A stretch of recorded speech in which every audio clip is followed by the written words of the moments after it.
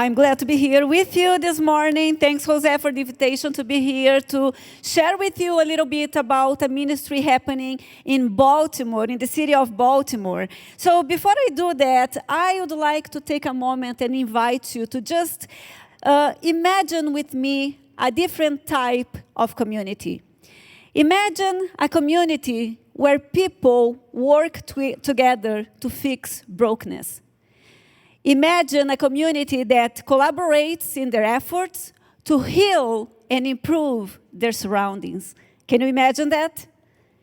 Now imagine a community that loves authentically, that serves its neighbors, and that has no hidden agendas. Isn't that beautiful? Do you want to be part of a community like that? I hope you do, because I do. Jesus invites us to be part of that kind of community. In the Bible, in Matthew 5:14, he says, "You are the light of the world. A city on a hill cannot be hidden." And I would like to focus this morning in this part of the verse, a city on a hill cannot be hidden. If the word, in fact, the word hill can also mean mountain. And mountains in ancient imagination were places where heaven and earth intersected and people could encounter God. If we go farther, mountains in Hebrew understanding are unique spaces where God meets with humanity and where both dwell together as partners. That's beautiful, right? If we go to the Bible, we see many things happening on a mountain. We see Abraham having a divine experience on a mountain. We see Moses going up and down a mountain several times to have encounters with God. We see Jesus going up to a mountain to pray to his Father. We see prophets going up and down mountains to pray to God. But Isaiah, he uses mountain symbolism to describe a day when heaven and earth will expand beyond a mountain. And here is where Jesus' teachings become very wild.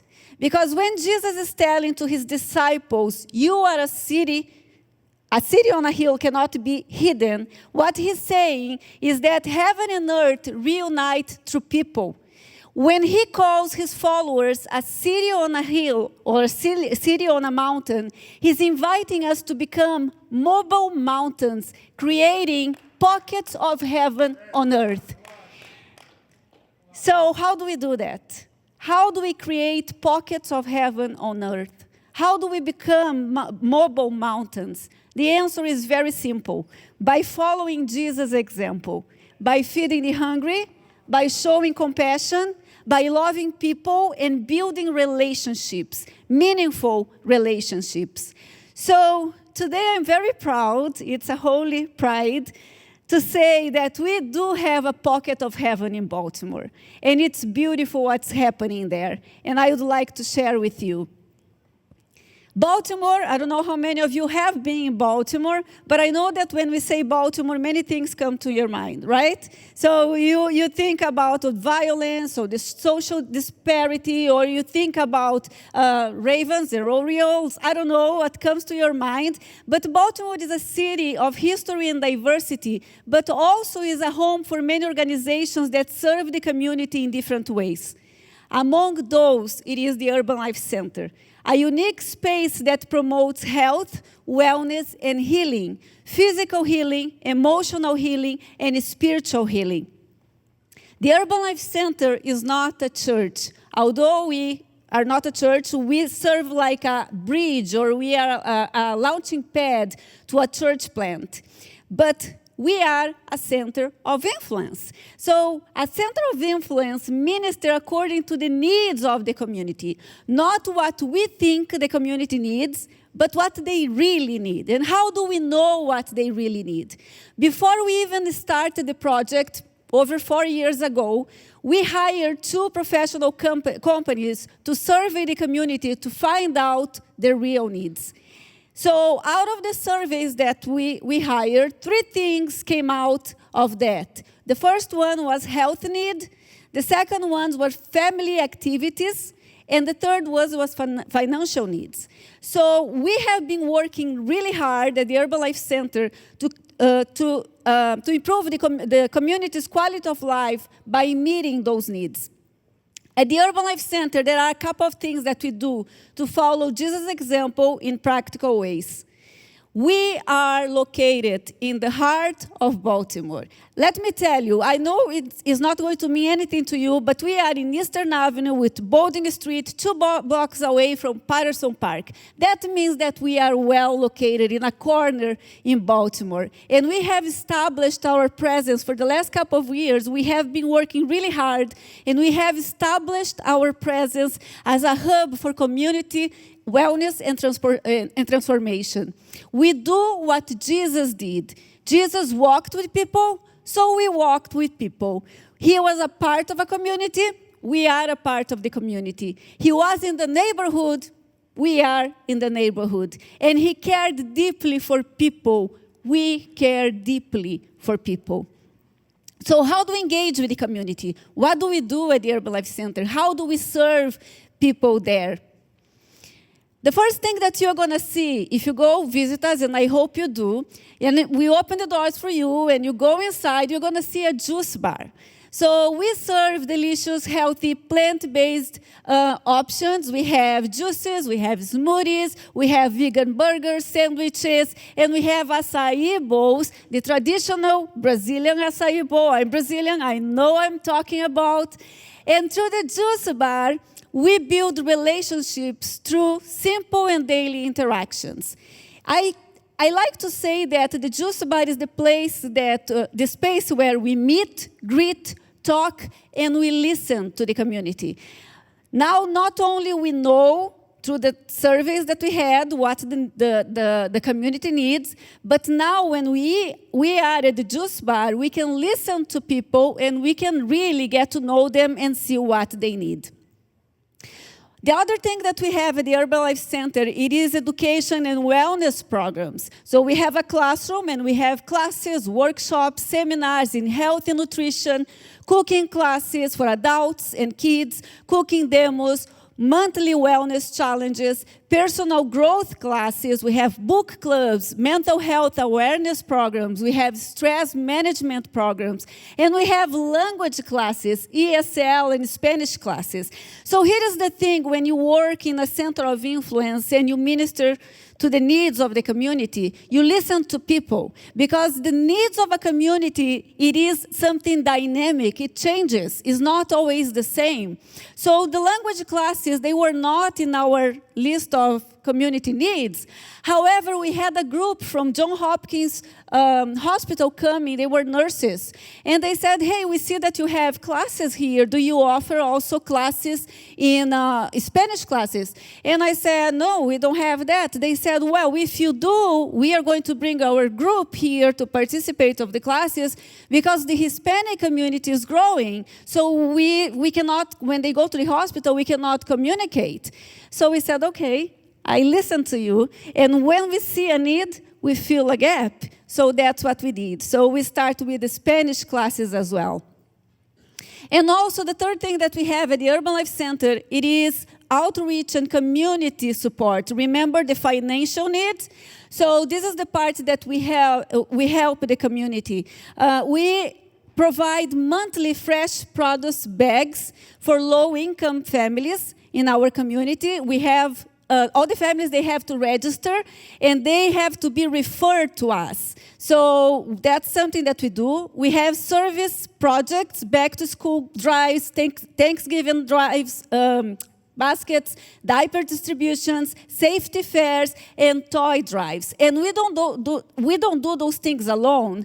We collaborate with the community. Because when you work for the community, you have to work with the community. So we go in the other organizations, we collaborate with public schools, with hospitals in the area, organizations, health professionals, businesses, from the community to maximize our impact. So we have 4 core principles that I want to go really fast with you. 4 core principles of engagement with the community. How do we engage with the community? Number 1, we serve with the heart of Jesus. We know that in the Bible mentions 3 times that Jesus cried. And one of the times was over a city. In fact, he was not crying or weeping for a city. He was doing that for people. He could see people. When we see the city, we see a city. We don't see people. But Jesus could see people, and he was crying over people. So we try to serve with the same heart of Jesus. We accept, love, respect, and show compassion for everybody who comes to us. I love this quote here by Hosanna Wong. She said, "The call to be like Jesus is not a call to save, it's a call to serve. It's not a commission to become greater, it is an invitation to become less. There is no mandate on you to save the world. There is a mission for you to love the world Jesus came to save." We cannot save the world, but we can serve the world and love the world that Jesus came to save.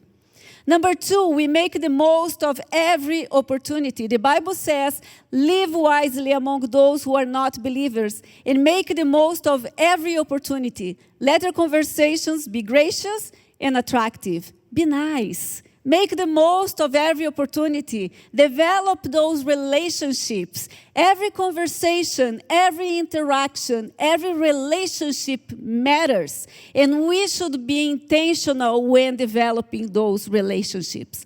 Number 3, we find common ground. We use Paul's strategy. When he said, "Yes, I try to find common ground with everyone, doing everything I can to save some." Here is our key approach. We focus on shared humanity over our differences. I'm going to say this again because I think it's important. We focus on shared humanity over our differences. We find common ground instead of pointing out to the things that we have that are different. So this is something that we do. We find common ground. And number 4, we let our light shine in the darkness. I want to go back to the verse that I started, but I want to read the 14 to 16. And it says, "You are the light of the world. A city, people on a hill with God cannot be hidden." A city on a hill cannot be hidden. "Let your light shine before others that they may see your good works and glorify your Father in heaven." Let me tell you something. Light can only shine in the darkness. To let our light shine, we must embrace the darkness. I'm going to say it again. To let our light shine, we must embrace the darkness. I know that we are Adventists. We grew up like hearing people say you have to get out of the cities. Get out of the cities, leave the cities. It is a dark place. But I tell you and I invite you, we have to run towards the city. This is the time that we have to go back to the cities. It is a dark place, but it's only there that we can allow our lights to shine.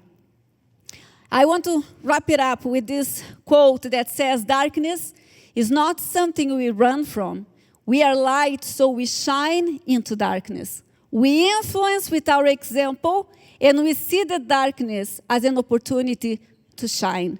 Again, the 4 principles of the Urban Life Center for you. We serve the community with the heart of Jesus. Number 2, we make the most of every opportunity. Number 3, find common ground with people. Number 4, embrace the darkness and let your light shine. If you'd like to connect with us, know more about the Urban Life Center, you can go to theurbanlifecenter.org and you can call me, you can text me, or you can come visit us. It would be really nice to have some of you coming to us. Thank you so much.